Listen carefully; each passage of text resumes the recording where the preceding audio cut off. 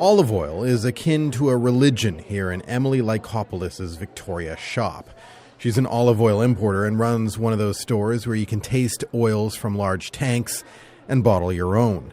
The oil she sells is pricier than the average supermarket stuff, and it's likely going to get even more expensive. That's because more and more of her suppliers are reporting a decline in production.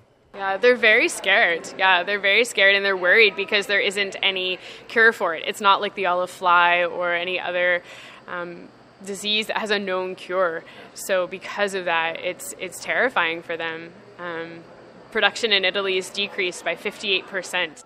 The bacteria responsible for this is called Xylella fastidiosa. It was first found in Europe in 2013 and has been spreading on the continent since, killing olive trees. European officials say Italy didn't do enough to contain the disease back in 2013. Italian officials blame scientists. Scientists blame politicians. Either way, the pathogen has spread from Italy west all the way to Spain, where it threatens the world's largest producer of oil. If Spain is hit or if there's a decrease, there could be significant impact in the North American olive oil market for sure. The problem is so acute that scientists across Europe, even those in non-olive growing regions, are working on a solution.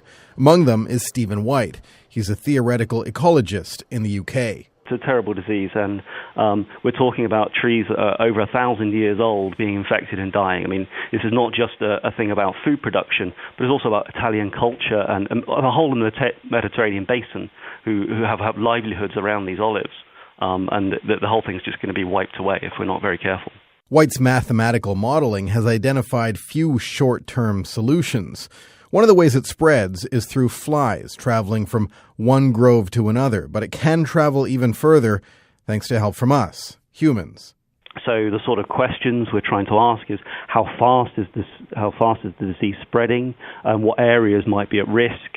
So one of our key predictions is that disease might be quite difficult to control, because what happens is you get these insect vectors and they cause these what we call these random long-distance jumps. And so the vectors, when they are fed, they often jump onto vehicles, for example, and they can be traveled long distances and spread elsewhere.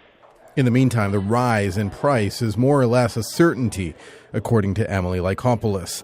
As orchards that are, in some cases, hundreds of years old die off, supply is declining, and it will take time to boost production in non-traditional regions in the southern hemisphere, places like Australia, Argentina, and New Zealand. There could be upwards of a 25 to 30% increase in cost to actually, because the demand hasn't decreased. Canada imported 36% more olive oil last year than the previous year, so imports are up and demand is high, so that only means that prices can go up. The challenge is that consumers can only absorb so much of that, and so how it's actually going to fall out, I have no idea. For now, scientists are recommending larger buffer areas between olive groves to help limit the spread of the disease, but that's tough. Other crops and wild plants as well can harbor the disease, and that makes buffer zones less effective. And while some say vehicles traveling across Europe are a factor in the pathogen spread as well, no one, at least not yet, is proposing travel restrictions for people in olive-growing regions. For CBC Radio, I'm Khalil Akhtar.